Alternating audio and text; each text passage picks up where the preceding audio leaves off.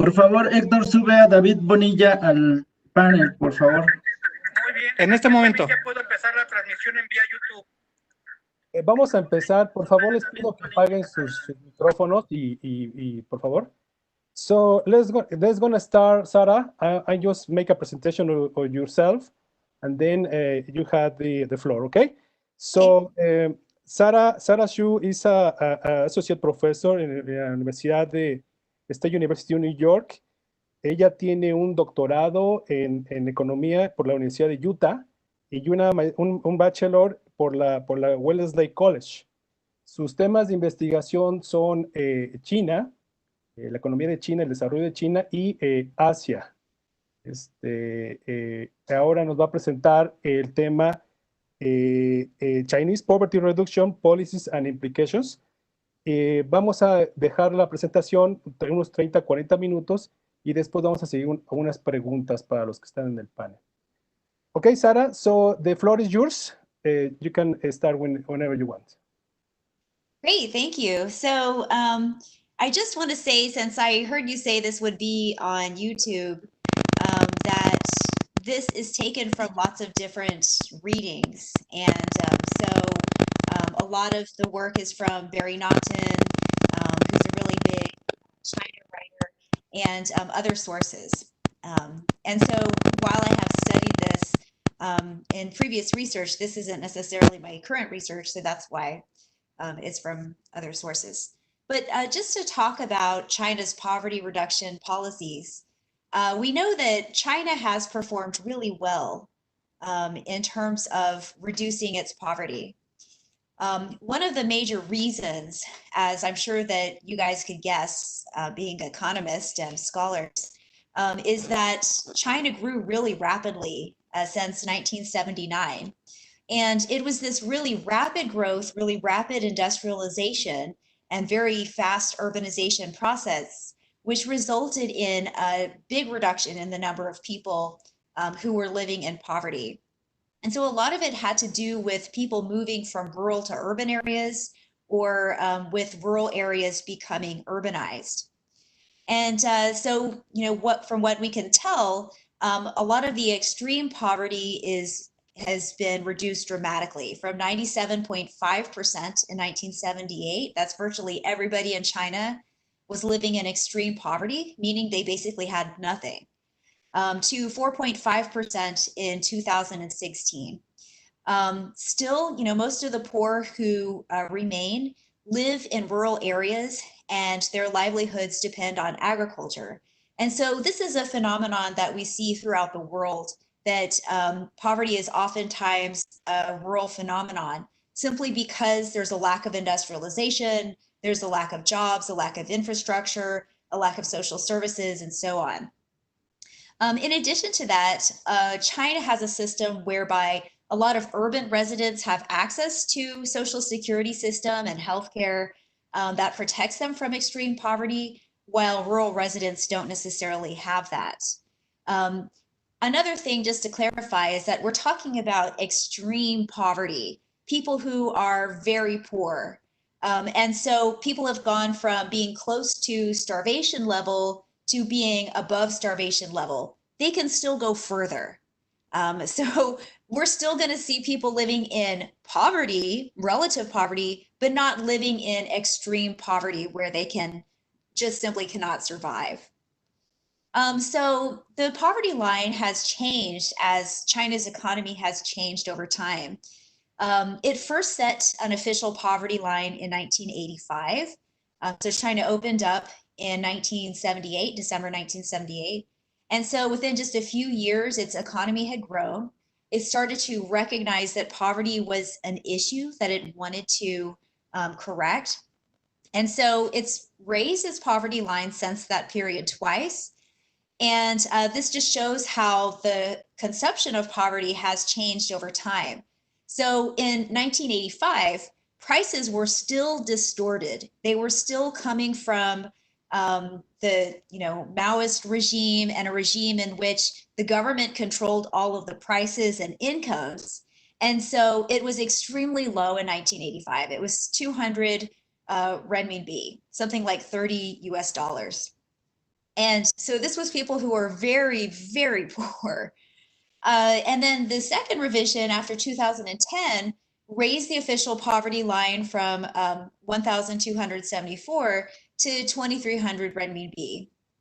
And so this is about 480 US dollars, the 3,200 renminbi in 2010 prices today. This meant that people could then buy a package of foodstuff. They could meet a basic requirement in terms of calories, and they could also pay for basic social services. So things like education and healthcare, electricity, communication, clothing, and other necessities.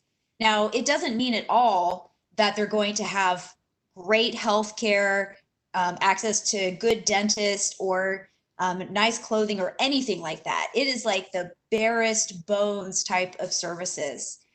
So that's what we're talking about when we're talking about under 500 US dollars a year. It's still a pretty low level. So here we can see the poverty incidence rate. And you can see that as a percentage of the population, it declined really dramatically. And one reason, of course, was growth and the way in which China grew. As you guys have been talking about, China has initiated its growth under the developmental state model. And under that model, China's government really put forward plans and institutions in order to grow, and very clear agendas, especially in the beginning of the reform period. First of all, China addressed agriculture, and that is considered to be a really major component of China's poverty reduction. The reason is because improving agriculture, giving people more access to food, and giving people higher incomes, raising the farm prices of goods, helped the farmers, the poorest of the poor, to not only gain access to goods and services that they didn't have access to before, but it also helped them produce more grain and other agricultural products to send to the cities so that the cities could urbanize. So this was really critical. So you can see that China's poverty incidence has really sharply declined from close to 80 million to getting close to, just in the thousands or 10,000s today. So China set up several different poverty institutions and policies. In 1980, it set up a special fund for poverty alleviation in the provinces of Gansu and Ningxia. It set up a leading group for economic development in poverty regions. In 1994, it set up the 8-7 anti-poverty plan. 2000, it set up the guideline for anti-poverty, the same in 2010. And in 2013, President Xi Jinping has really been a hero of the poverty reduction program. He targeted that there would be no extremely poor by 2020. China was already on track to have no extreme poor by 2030, but his goal was to accomplish that by 2020. And they really are just about at that point, amazingly. So looking a little bit more closely at some of the policies, as I mentioned, the poverty is mainly a rural phenomenon. And so the beginning of the reform process targeted agriculture. It increased the supply of inputs, so it helped farmers access the tools of the Green Revolution, access to better seeds, access to better fertilizer, and better irrigation tools. It also helped to raise the procurement prices of agricultural products. And so this meant that farmers could finally earn a fair living. Before, the prices of agricultural goods were severely depressed because of the command system. And then as the poverty alleviation process became more difficult, they couldn't just rely on growth alone to do it. The government launched a more activist policy. So the State Council Leading Group for Poverty Reduction was set up in 1986. And this helped to target the poor poorest counties that have been a focus of China's anti-poverty strategy. Other factors that also helped to reduce poverty were, first, there was a lot of migration from the rural to the urban areas. This is also the story in Japan, as we had talked about, and in India and other developing countries. This type of urbanization, industrialization helps to reduce poverty. And so the policies that got rid of this stranglehold on migration really had a positive impact on helping the rural families to bring back income to their households. However, there are some places that are poverty traps, and we see this all over the world. They are poverty traps because people cannot access the outside world. We see this especially in mountainous areas, in places that are more inland and have less access to coastal regions. We see it in places where there are ethnic minorities. And so these places need additional policies. You can't just rely on growth, although certainly job creation is an essential part of poverty reduction. The second thing is that poor farmers have continued to benefit from the shift in governmental agricultural policies since 2003. The distribution of agricultural land has played a key role in that because the government has made sure that there are almost no landless farm workers. So from time to time in rural areas, the governments have redistributed land to make sure that everybody has some land. There's also been an abolition of agricultural taxes. And in fact, the reverse is happening. Instead of being taxed based on agriculture, farmers are getting subsidies for growing grain. So that has also helped farmers. The third thing is that government welfare spending has helped to reach the poor. So there have been an increasing number of programs to help the poor. Right now, there is a program that guarantees a basic minimum income that's been rolled out over the past decade with mixed results, but the government has tried to adjust it here and there. So right now, there are about 53 million people who receive, excuse me,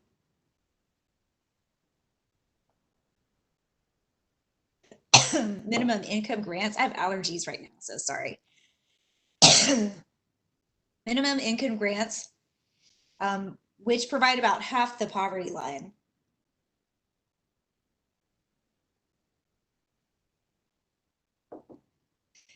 Sorry.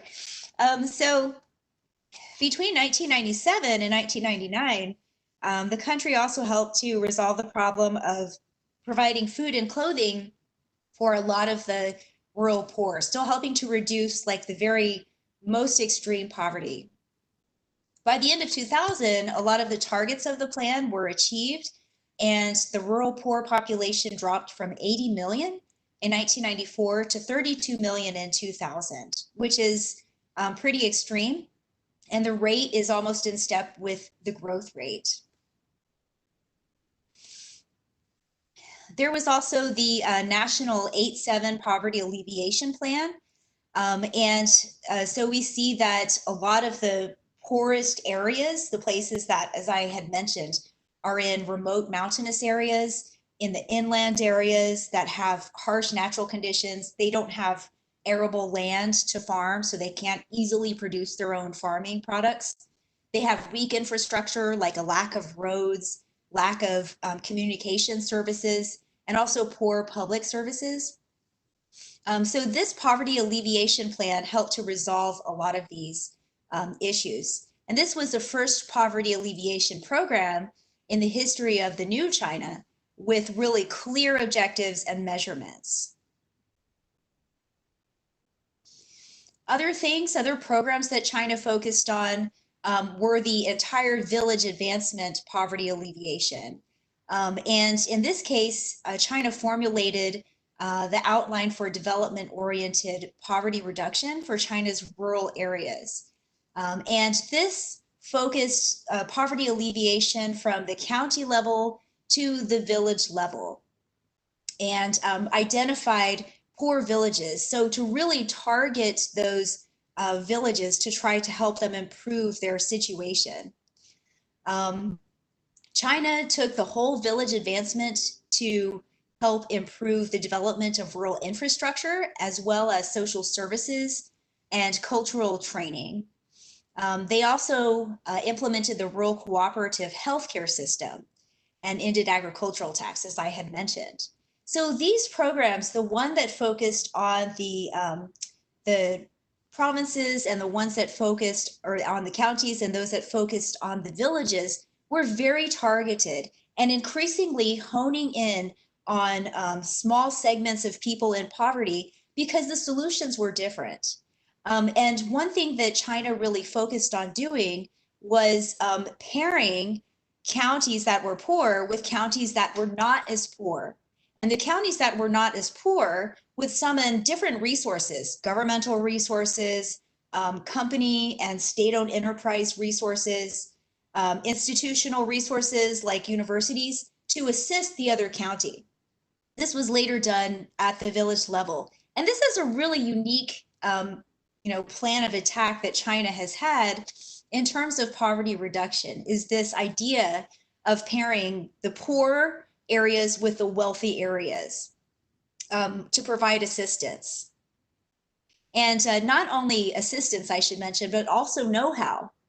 So to provide training, to teach people how to improve the production of crops, for example. One time I went out to the field. This was in Guangxi province and in Guilin, in a really far up minority occupied area of Guilin. And the farmers there were being given advice by some university researchers on how to grow cash crops, which cash crops to target, and how to grow them, because they weren't used to that. They were used to doing their traditional farming of different types of grain, but they hadn't really had the know-how. No one had told them, okay, this is what you should focus on, and here's how you can get your goods to market. And so that program helped to connect the farmers also with the town. So it connected the village to the town market and other marketing channels to sell those cash crops. So that was very interesting. And China has done a lot of this sort of promoting education and training and so on. Not only that, but they've done all these other things, such as in 2007, the country implemented the rural minimum living security system to try to get the very poorest of the poor out of poverty. At the same time, they were also focused on reducing rural-urban inequality. In China, there's so much inequality that it's about on par with the United States, which also has severe inequality. And it's pretty bad. I mean, if you look at the urban areas such as Beijing or Shanghai, and you compare that to a poor village, you'll see a huge difference.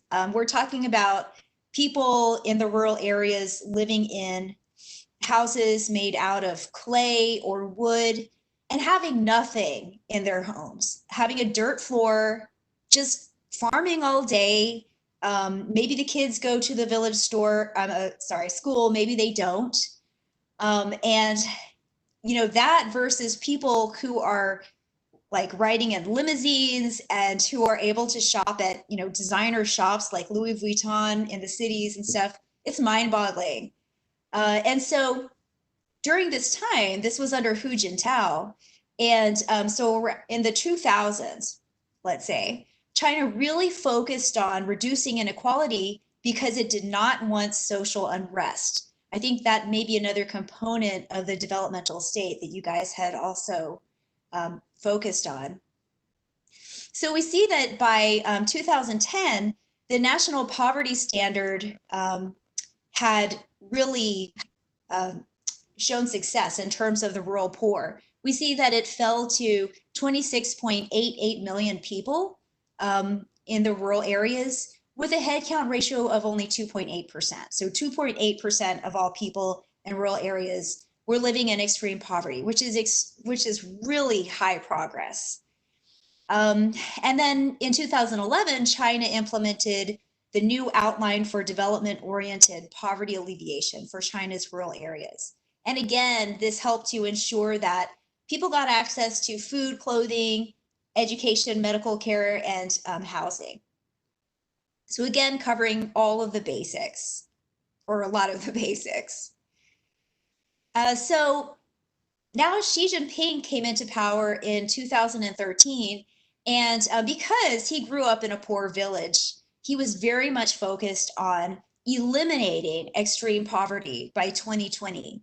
And he has really done a lot in order to further reduce poverty, which we'll talk about.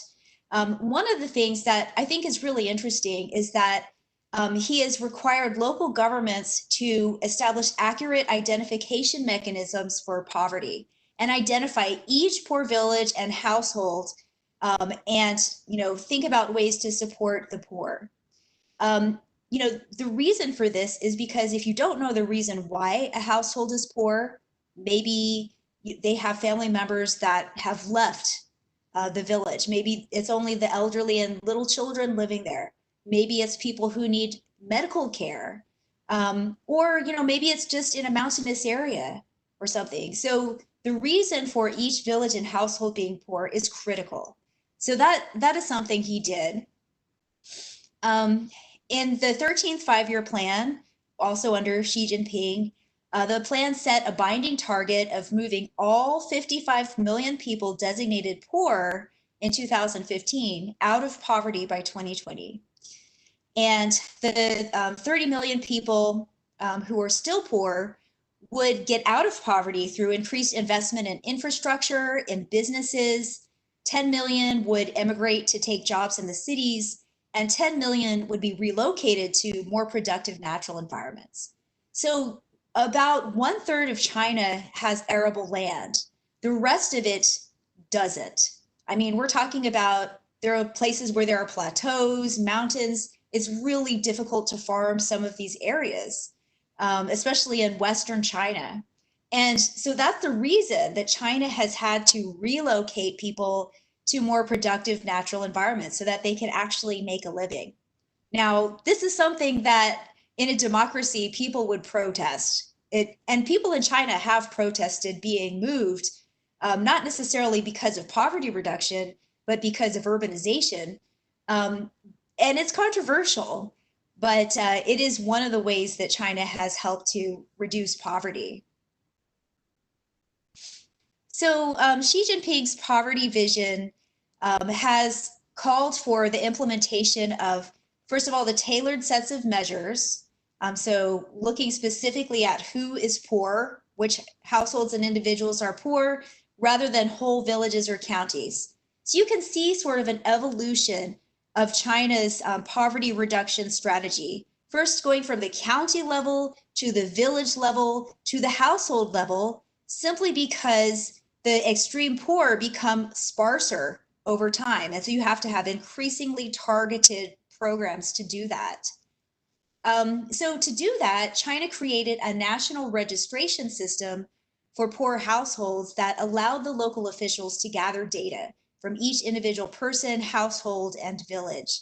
So they registered 128,000 villages, and this helped to identify the most poverty-stricken areas, including in Guizhou, Hunan, Guangxi, Sichuan, and Yunnan provinces.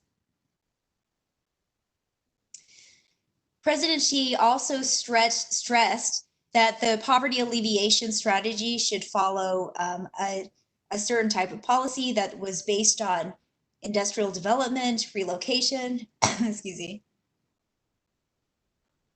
eco-compensation, education, and social security.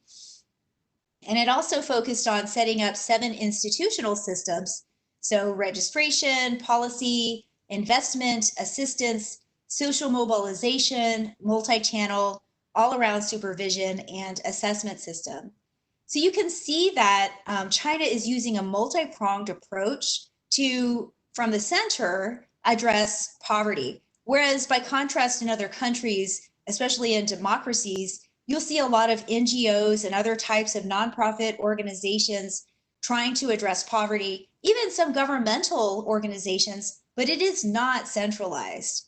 And so Xi Jinping has really worked to create this multi-channel process, and all of it in China has been more or less centralized since the outset of reform.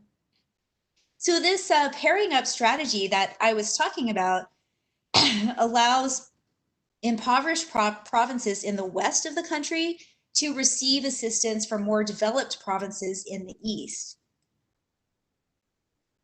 And this has been extended to cover 30 additional provinces, including ethnic minority areas. Sorry for my coughing and everything. I should mention that the ethnic minority areas oftentimes tend to be poorer because they sometimes they speak a different language. Sometimes there is just full out discrimination, such as with the Uyghurs in northwestern China. Sometimes they live in areas that are more mountainous or more remote. They may have less training in certain areas. They're simply less integrated.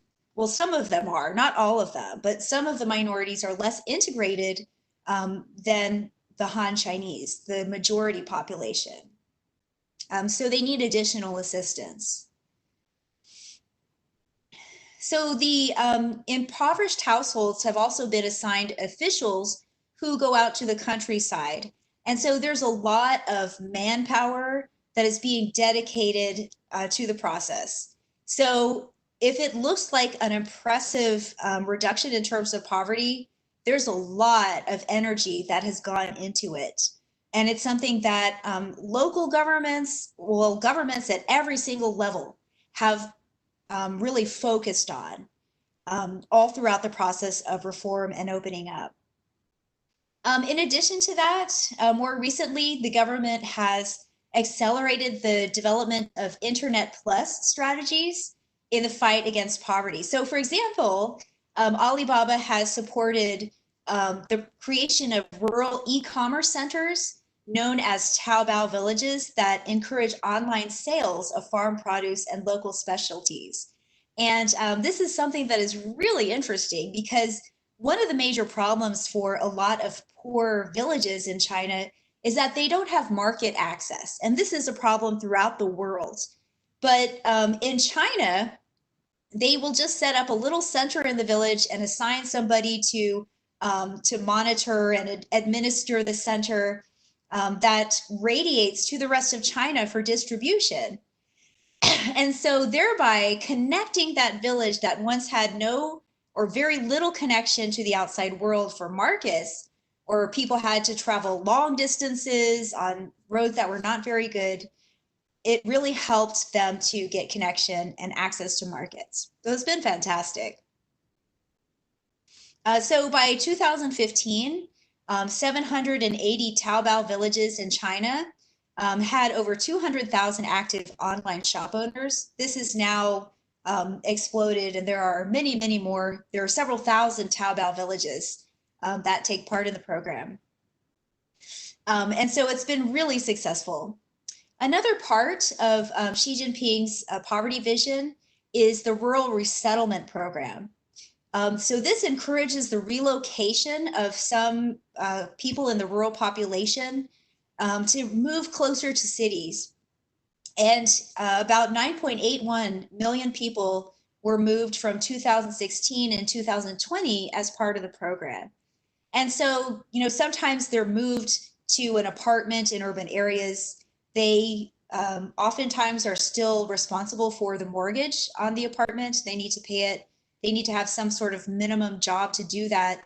But I have to say, having been to some of these villages that are really far away, it's a lot better to live in the town because you can access other shops, you can access the market there, rather than driving for 2 hours every time up the mountainside and down the mountainside, or, you know, through like nothingness.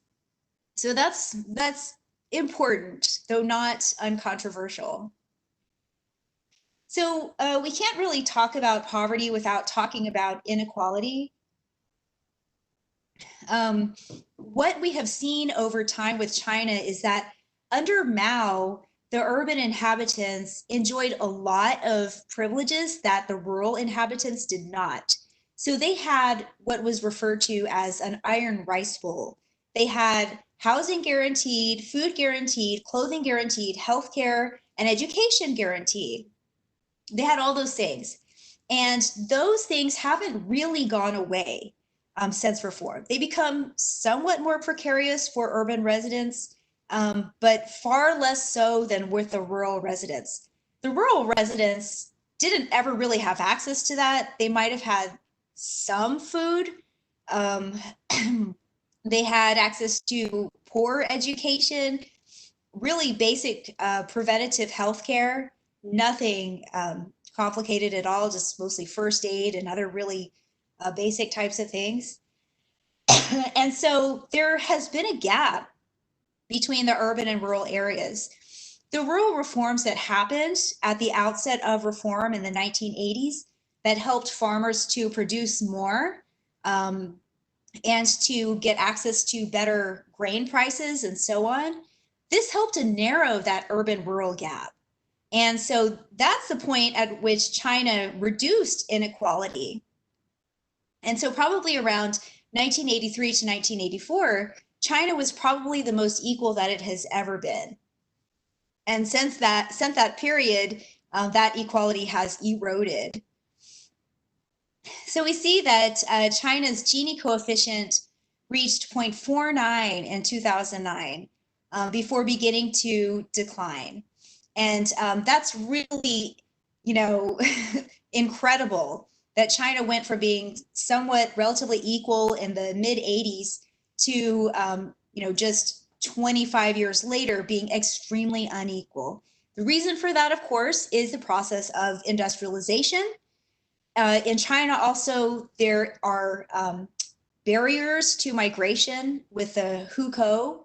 And so even though the rural residents can go to get jobs in the urban areas, it's still hard for them to live there, to move there permanently. And so they have to go back home to these poorer areas. So that still exists. Before reform, basically we can say that nobody possessed any income generating capital. There was just nothing, okay? China was poor at the outset of reform, which is what drove the whole reform process. China wanted to be more prosperous and on equal footing with the developed countries. After reform, the urban residents were increasingly differentiated who had access to capital and skills and those who did not. So we see over time that at first, at the outset of reform, education level didn't matter. It was seniority that mattered. But now China is hugely competitive. And so education level is really an important part, a key part of determining incomes. So China has several innovations for poverty alleviation. First of all, since 2013, China has implemented the targeted poverty strategy that we've been talking about and created 6 accurate measures that included poverty identification, accurate project arrangement, accurate use of funds, accurate implementation of helping measures, and sending for helping, I'm not sure what that word is supposed to be, to poverty-stricken villages, cadre members, and to ensure the accuracy of the effect of poverty alleviation. So those measures have become a key part of Xi Jinping's poverty alleviation strategy. Also, there are these multi-channel projects that I've been talking about. These included vocational education and training, helping cadres residency in impoverished villages, providing microfinance to people to start their own businesses or grow their businesses, poverty alleviation relocation, e-commerce that we mentioned, tourism also in some areas that are very beautiful. They may not have a lot of other sources of income except for tourism, so they rely on that. And China has really focused on making some of the more beautiful but poor places tourism centers. A photovoltaic power generation, different types of plants, planting papyrifera, that's like paper trees, entrepreneurship training of the rich leaders and leading enterprises that were driving poverty alleviation. So all of these different channels were laid out to help reduce or continue to reduce poverty.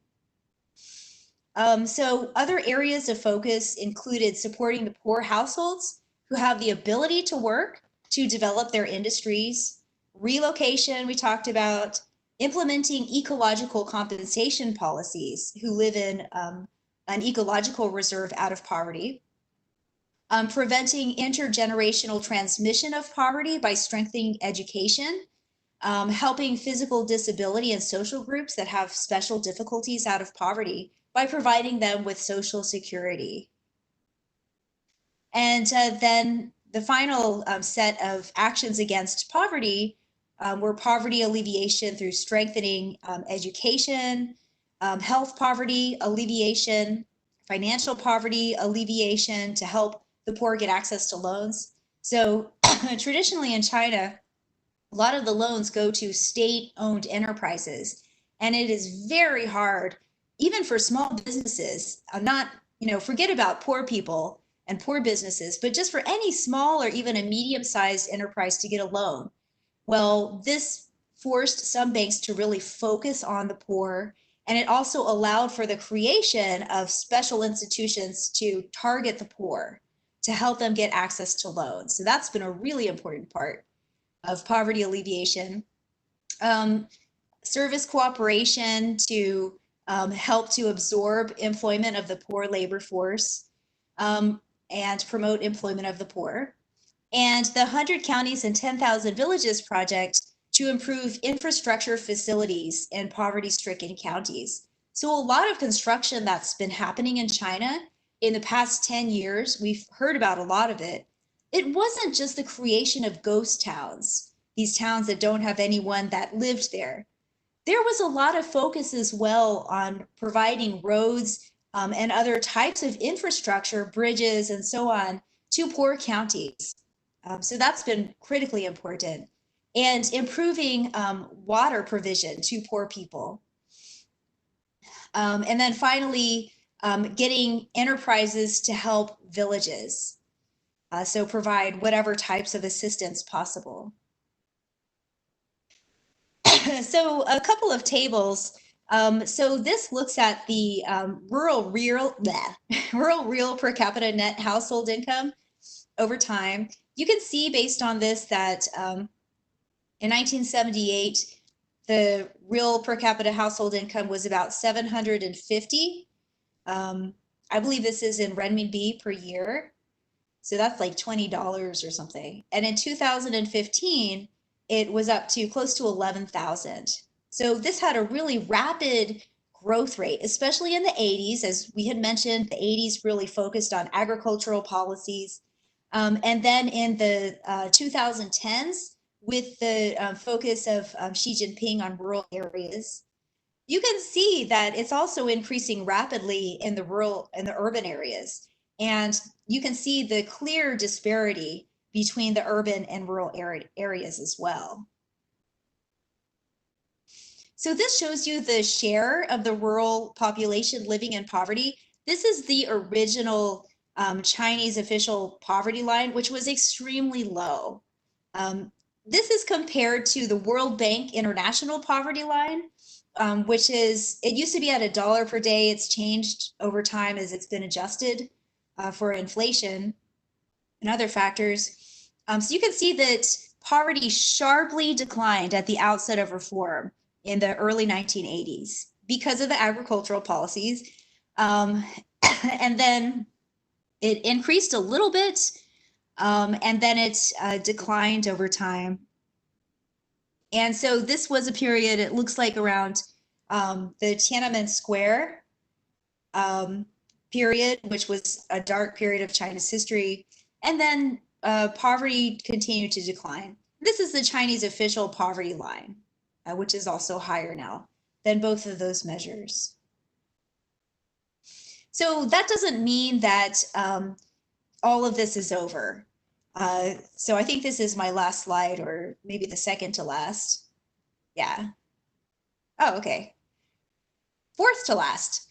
So a few points. There's still a major need to improve the allocation and management of funds.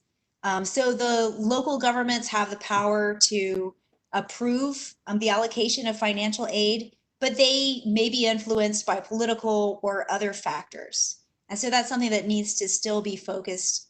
They still need to be focused on. The relocation scheme has also raised controversy because the relocated residents have to give up their land. A lot of times that's their like ancestral land where their forefathers grew up. And so sometimes they may be severely opposed to that, especially when they're given relatively low rates of compensation. Some of them might end up moving back to their home villages because they just can't find work in the city, or they can't adapt to the higher cost of living. So some challenges remain. China has done a really great job, but once you've done a good job, it's not over, okay? So China still has to focus on maintaining low levels of poverty. They still have to continue to reduce vulnerabilities and prevent people who were brought out of poverty from falling back into poverty. And so people who have just come out of extreme poverty are still highly vulnerable to external shocks like disease, coronavirus, or other unforeseen events, loss of a job, cost of children's education, hurricanes or typhoons or whatever. All of these things can force a household right back into poverty. So China has to keep aware of that. And really they do send a lot of funds to places that are affected by natural disasters and sicknesses. That's a good thing. They also have to continue to reduce inequality. So inequality persists, it's still a problem. And even though there are no more extreme poor, there's still really poor people and people who are really rich. And that's a source of social unrest, potentially. China also needs to develop rural areas further. In a lot of places, there are still very few jobs, and there's been a major migration from the rural to urban areas. So China still has to develop those rural areas. Oops. And, so all of this in mind, we should still focus on the fact that China is the world leader and champion in poverty reduction. According to the World Bank, over 730 million Chinese have lifted themselves out of poverty between 1990 and 2015. This is something that took a lot of other countries like 100 to 150 years to accomplish. China's rural poor population has decreased dramatically. And the per capita disposable income of the rural people in the poor areas reached $1,372, which is much better than it was previously. And this has made China the nation with the most people lifted out of poverty globally.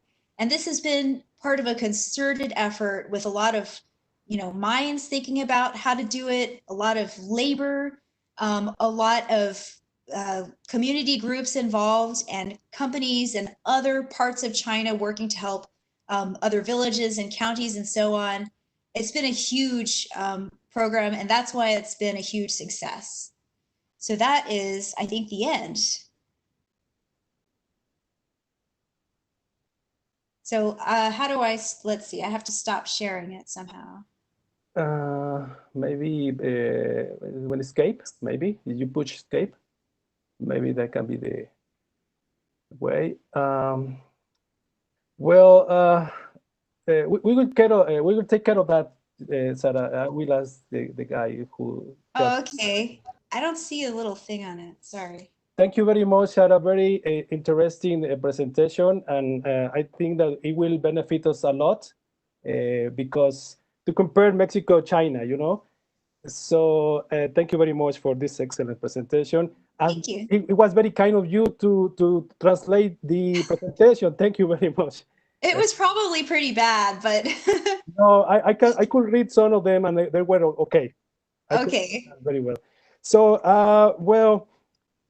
probably we have now to start with some questions. Let me take some 3 questions and then you can answer, and then let's do 3 rounds, please, or 3 questions.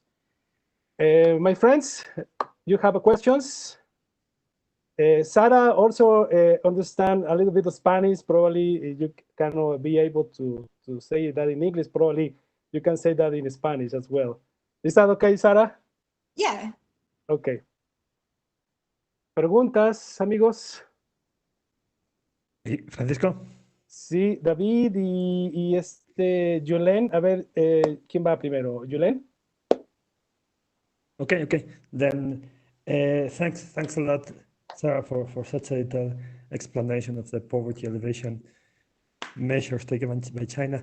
I have 2 questions. The first one is related to if you had to compare between the measures that have a redistributive sense, like a basic income, or those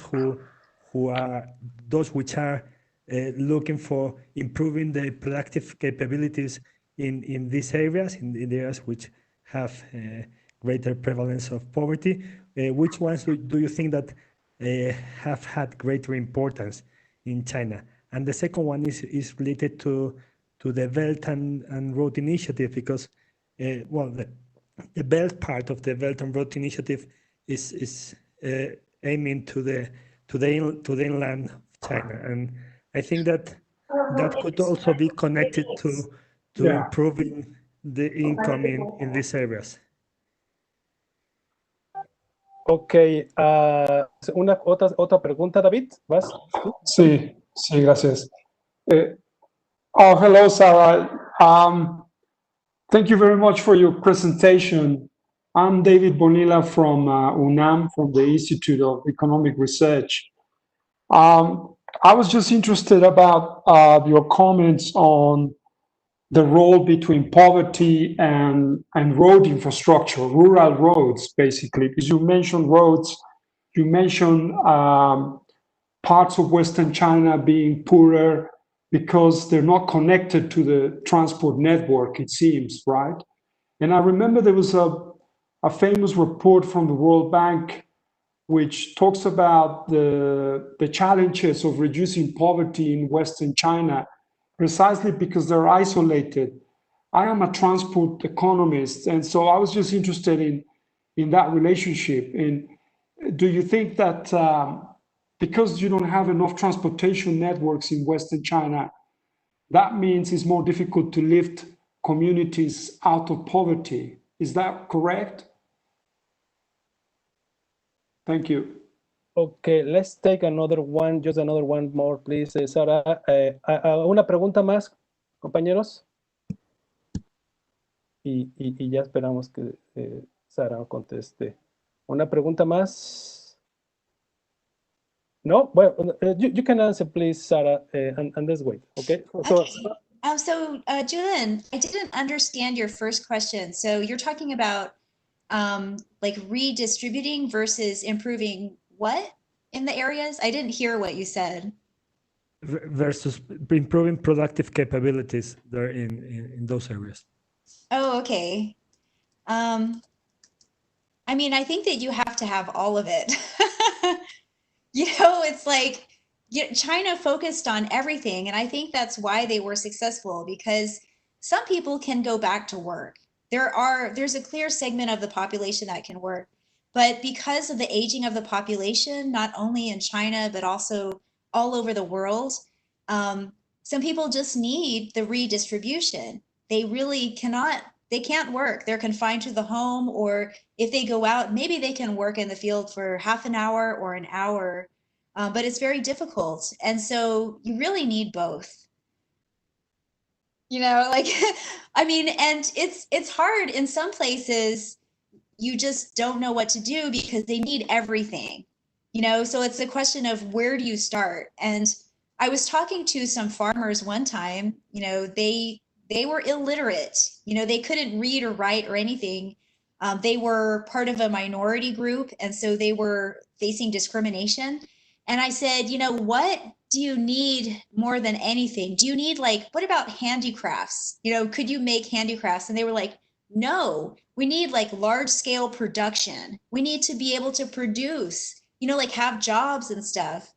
And so I think that there's definitely that element, but I also see a lot of elderly people too in the rural areas. And so, you know, and then in answer to your second question about One Belt, One Road, I think it can help to improve China to some extent, although to date, some of the impacts have not been really clear.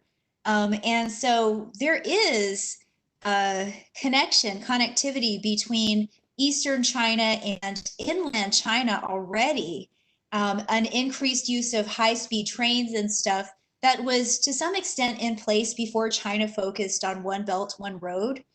And so I think that it can, in the margins, improve China's economy, but especially if it brings some other trade with other regions like Kazakhstan or elsewhere, which we're not really seeing yet, unfortunately.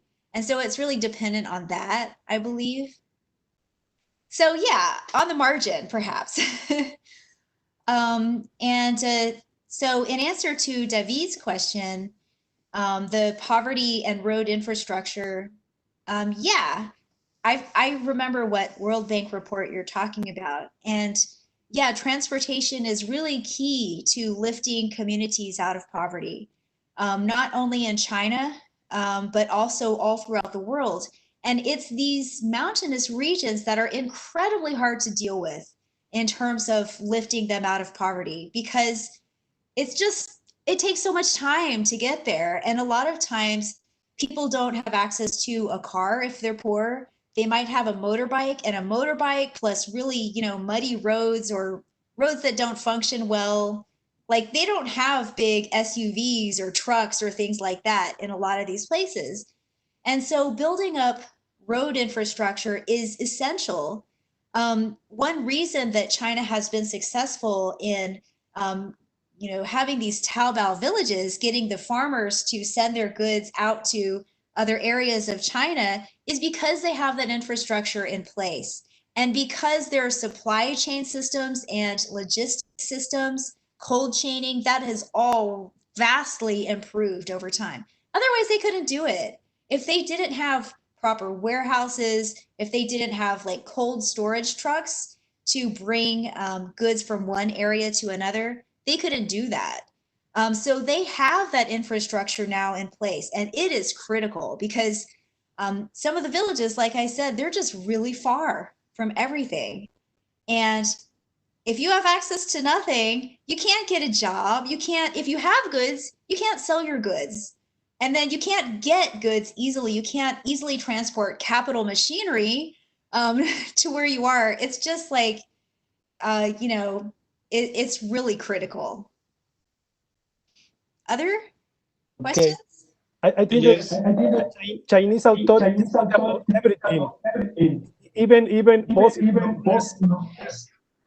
right? We have another question here.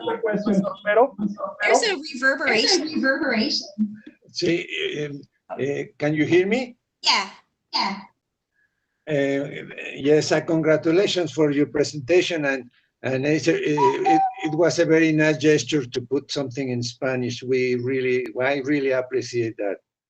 And two things. I remember about 10 years ago attending to a meeting about poverty, and one of the speakers said that the rule of thumb to alleviate poverty is 95% growth and 5% income redistribution. I think your presentation just confirmed that all over the world. And second, for Mexico, we have a part of a developmental state during the, let's say, from 1940 to 1976 in Mexico. And one way to be competitive and to promote industry was to making the countryside to subsidize industry.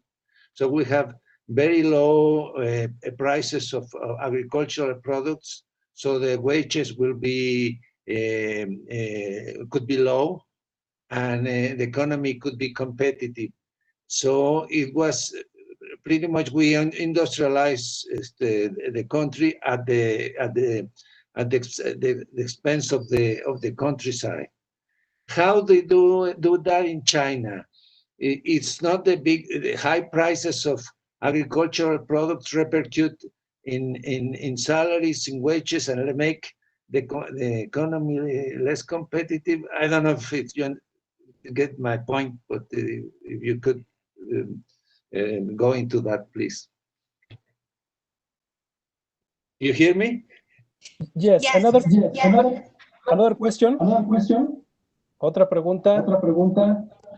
Ernesto.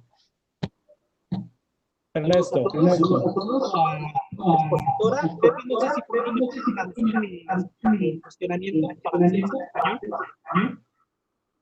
Bien. Son dos ideas centrales. La primera es, ¿cuál es la función para este combate a la pobreza entre los gobiernos federales y locales? Ernesto, vamos a apagar tantito, Ernesto, vamos a apagar tantito los micrófonos porque no se está oyendo tu pregunta, se oyen ecos. Vamos a préndelo, por favor, ahora. Ernesto. ¿Me escuchan? ¿Sí? Ok. Felicito a la expositora y el trabajo muy preciso que nos da sobre el combate a la pobreza en China. Y son dos mis cuestionamientos. El primero es, ¿cuál fue la relación entre el gobierno federal y los gobiernos locales para echar a andar estos programas tan exitosos de combate a la pobreza? Y si entre las regiones, las ricas versus las pobres, no hubo fricciones como en México hemos tenido ante esta dualidad del desarrollo económico que tenemos. Y finalmente, ¿cómo la han hecho para combatir la corrupción? Y que estos programas, como se ha visto, pudieran ser exitosos. Sería todo. Muchas gracias. Did you get it? No. Well, I cannot hear it. let me try to translate that. There are three questions. The first one is, what was the kind of relationship between the government, the federal government, and the local governments? How they, what was the kind of relationship? Local governments and federal government. The second one is if there was a kind of frictions between the rich towns and the poor towns. There was any kind of frictions. And the third one is if you have corruption. If you have corruption in China, how you implemented to reduce this kind of corruption when probably the government tried to give some subsidies or some installments or something like that to reduce poverty? So this kind of root translation of these questions. Okay, so I'll just talk about those. So the first question from Professor Jose was about if China was making the countryside to subsidize industry. Yes, very true. And this happened a lot during the Maoist period. And for a long time, the agricultural areas were still doing much worse than the urban areas. It was not only in terms of the prices of the grain, but also in terms of the savings. So the farmers oftentimes would have no ability really to invest their money, and they would save their money in the banks, and then their funds would be used as loanable funds that were transferred to urban areas so that enterprises in urban areas could get the loans whereas the small farms and enterprises in rural areas could not get the loans. So it was a very unfair practice, unfortunately. So we see this, I guess, in many countries in the world. The next set of questions by Ernesto, I believe, and I'm sorry I couldn't hear you well because of the microphone.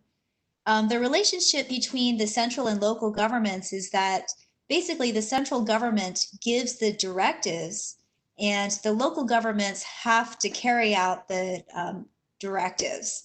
And so the local governments have most of the burden of doing what the central government says. Oftentimes they don't have a lot of money to do it. And the central government oftentimes does not give them sufficient funds to do it. So you have a very good point there. It's often some tension, some problems between the central or federal and local governments.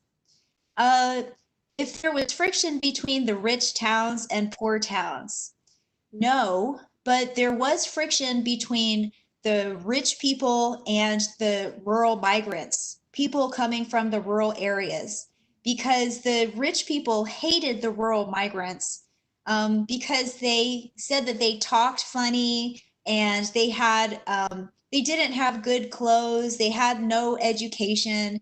So oftentimes the poor migrants from rural areas were harassed and treated very badly. And they weren't as protected in the urban areas, unfortunately. Your final question was about corruption. And yes, the corruption does reduce government subsidies. I remember going to see one of the subways that was being built in Nanjing in southern China.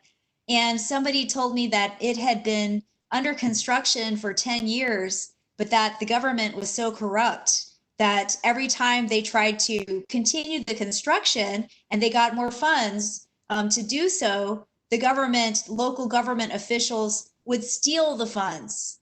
And so, you know, Xi Jinping has helped that situation by reducing corruption and by, you know, going after punishing people who engaged in corruption. But it has been a problem in terms of reducing government subsidies. So all very good points. Okay, I have two questions, Sara, please. Sure. Is still China an exchange rate manipulator? I mean, you know, when I was in New York, everybody was saying China is manipulating the renminbi, reducing prices, and all these kind of things, right? You remember those kind of things. The second one is wages. Are wages established by the market or are wages established by the government? Because now I know that the wages have risen a lot in the last, let's say, 10 years or so. And now I think that these increasing wages, you don't need any more foreign exchange, I mean, foreign direct investment to grow. You are not so competitive as you used to be in the past. So probably there's a little room for Mexico to enter in that sector or that niche. So yeah, what were your take for this question? So in terms of being an exchange rate manipulator, in recent years, China has not been an exchange rate manipulator. We know that because the government has intervened many times to try to increase the value of its currency relative to the US dollar in particular. And so they've been trying to make sure the currency is appreciated, not depreciated. And so maybe in the past, China was an exchange rate manipulator, probably, but in recent years, no, I wouldn't say that's the case. The wages are established by the market, but in 2008, the government implemented a minimum wage law, and this is what has driven up the wages that you are talking about.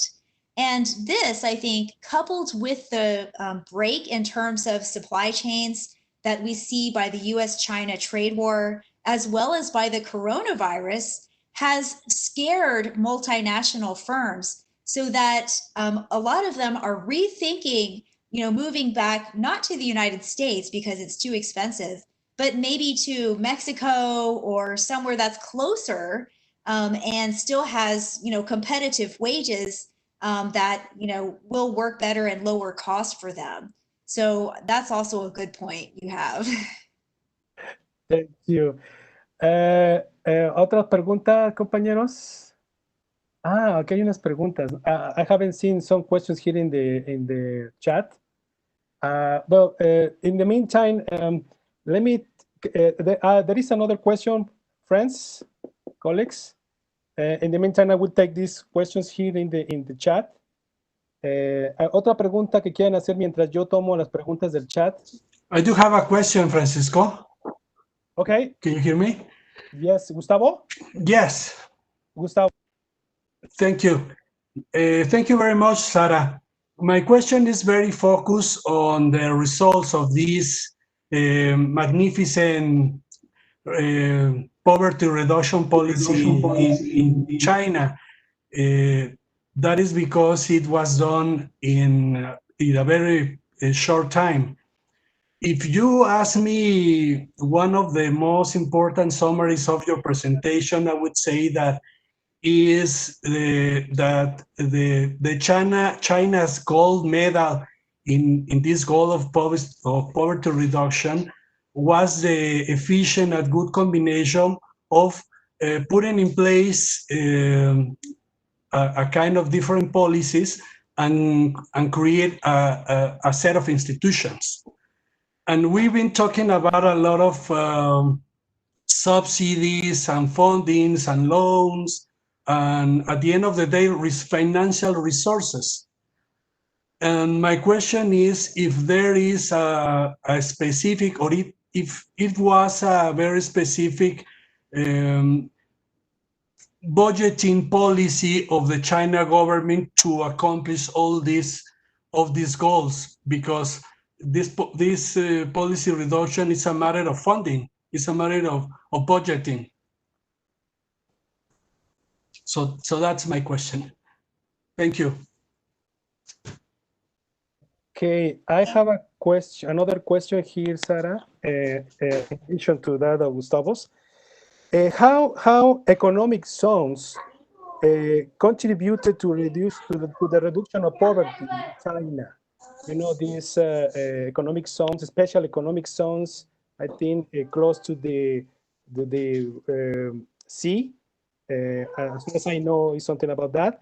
And this, well, let's take these two questions, okay? Sure. So for Gustavo's question, that is a really, really good question. And so one thing in terms of infrastructure is that China has really built up infrastructure. A lot of that has been at the expense of local governments. Local governments have gotten the money from selling people's land, sometimes taking people's land and paying them very little money for it, and then selling the money to corporations at a high price. So that has been controversial. Other times, borrowing from banks and other institutions like shadow banking institutions, which has really built up China's debt problem. But on the other hand, not every poverty alleviation program has been associated with excessive debt. So some of the subsidies, like minimum daily living subsidies, come from regular taxes and central government budget. Others come from with the pairing of like the villages with other villages. They come from corporations or from other institutions. And so from a diverse basket of places. But, you do really get to the heart of some of China's debt problems and budgeting problems. And the local governments often complain that they do not have enough money to do all of these things. And it really is true because when they receive revenue from their from the businesses or whatever, they have to give some to the central government, and the central government gives them back some of it, but not all of it by any means. And so it's difficult. That relationship is difficult. And then the question from the chat about economic zones from Francisco. The economic zones helped to reduce poverty by increasing growth, attracting foreign direct investment from multinationals, and employing a lot of the rural migrants from the villages to help them get money and then directly remit those funds back to their villages and build up the incomes of those villages. So that's how they help to reduce poverty. Okay, I have another one from a friend from Greece. Okay. It's Despina Siobara is the question from her. It says, what about a shift of the composition of demand? Is there a risk of a middle income trap, and what policies should be implemented fast in order to avoid slowing down economic growth? I don't see if you can get the key of the question. It's talking about the shift in the composition of demand. Probably she's talking about the change from investment to consumption. Probably is that related to that part of the question. Is that the only one? Yes. Can we take another one, please? Otra pregunta por allí, compañeros. A ver si puedes, se puede. Creo que también David quería. David. Another question. David. Thank you, Sara. It's quite interesting on your lecture. I'm not a poverty reduction expert, but I'm interested in the rural finance programs and the high savings rate. You know, because every time you look at China, you see the savings rate that are extraordinary. And so how have you achieved these high savings rates, and how have you channeled those financial resources into rural poverty? Thank you. Okay, so the first question about are you guys getting an echo? It's me that I want to ask you a question, but sure. Okay, go ahead, Dr. Romero. Okay, I just heard yesterday.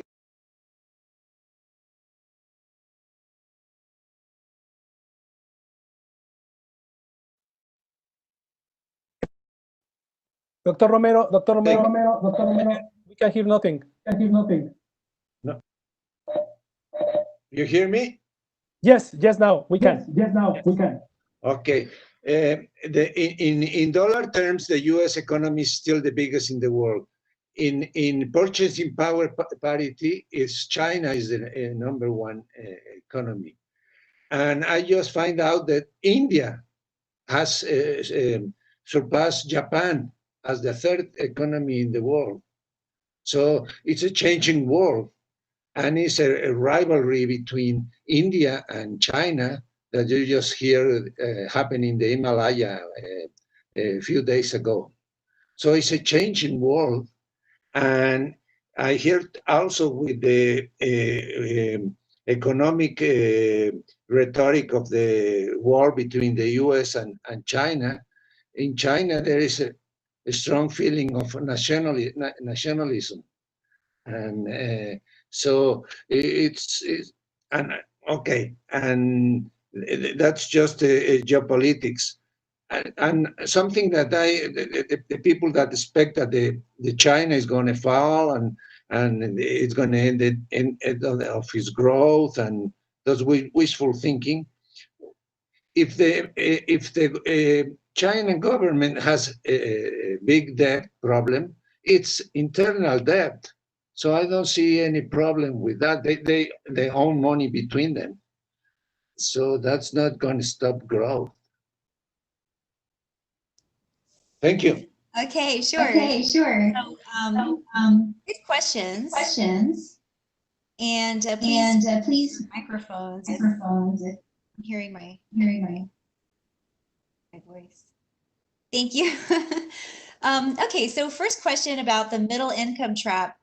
You know, I think that it's hard to avoid that as China transitions from a country that is mostly focused on low wage manufacturing to one that is focused more on services and consumption, it's really hard to avoid that growth slowdown, especially because China is not really willing to open up its services sector to the extent that it needs to reduce government interest in the services sector and allow for more growth there.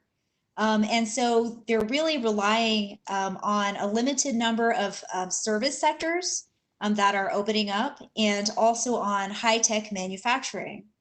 I think that's going to be a major challenge for China, and they're going to experience an ongoing growth slowdown, period, unless they change what they're doing, and they're not. Second question about the role of the high savings rate in terms of China's growth and poverty reduction strategy.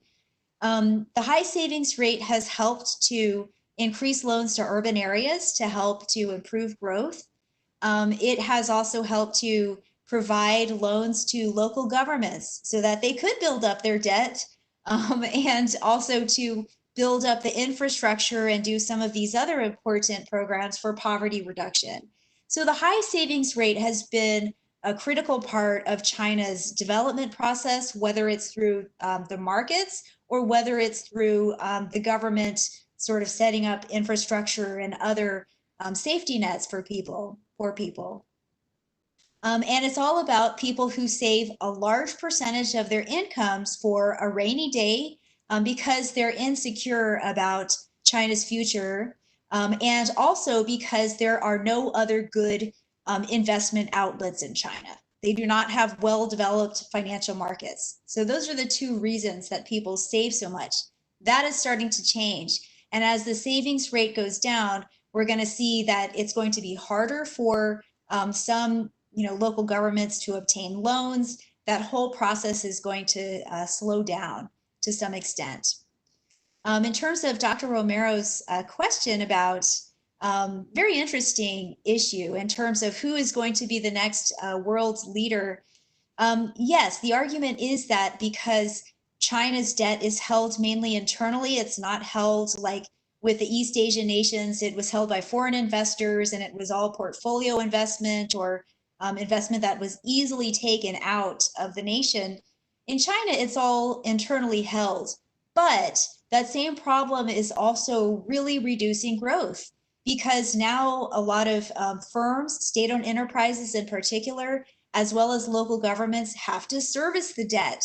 And those servicing costs are just growing exponentially. And so this means that it's harder and harder to obtain loans. There are fewer funding sources, and therefore there are fewer sources of growth. Meanwhile, you have fewer real sources of growth in terms of the changing economic structure, as somebody pointed out about the middle income trap. And so all of these things are leading to a growth slowdown, which is very concerning. And maybe we will see India do well, although India has issues itself, not to get into that, but it also has very strong economic structural issues. Thank you, Sarah. We have other two questions from YouTube.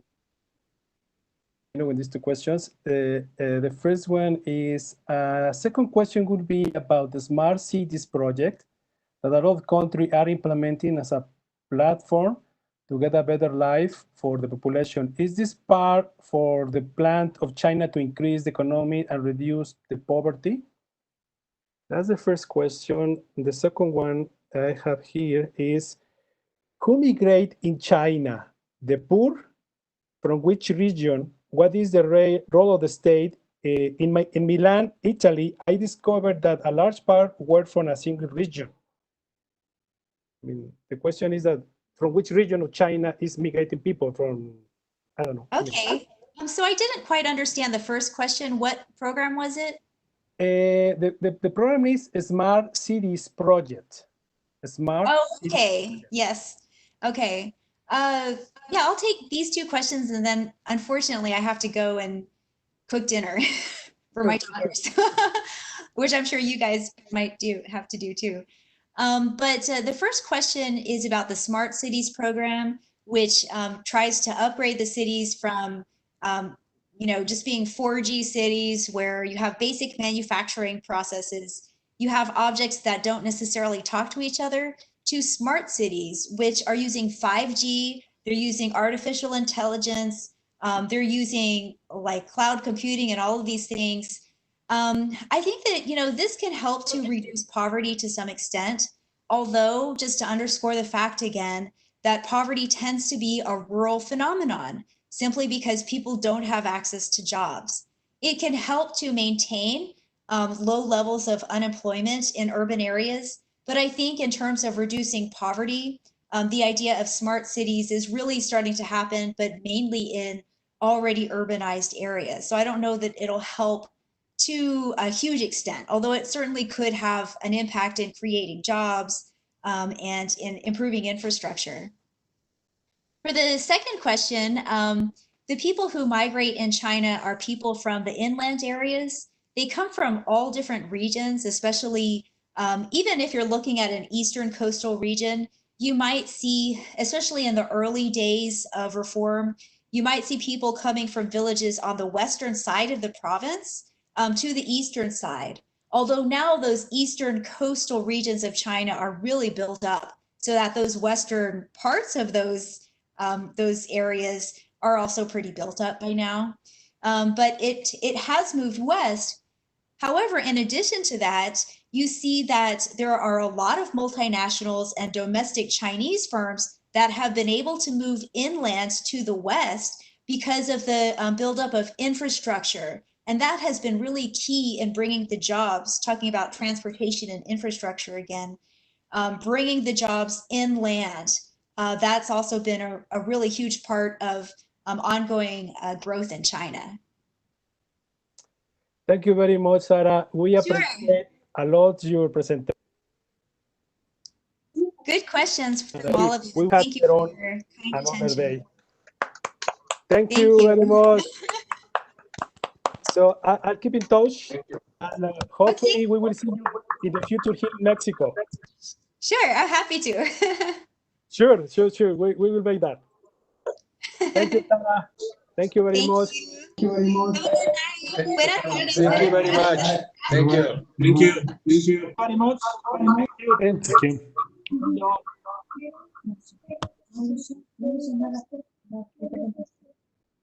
Okay. Gracias. Gracias a todos. Sí, gracias, Saúl. Francisco también, gracias a todos. Y a Gracias, todos. Francisco. Gracias. Gracias a todos. Saludos a Gracias, Pepe. Francisco. Felicidades, Listo, Francisco. cuídense. Excelente presentación. Muy buena presentación. Vamos a aprender mucho de Sara. Muy bien, muy bien. Buen moderador. La Muy moderación. bien. Muy Sí, bien. sí. Nos vemos, cuídense. Sí, nos vemos. Hasta luego. Hasta luego. Gracias a todos. Bye. Bye.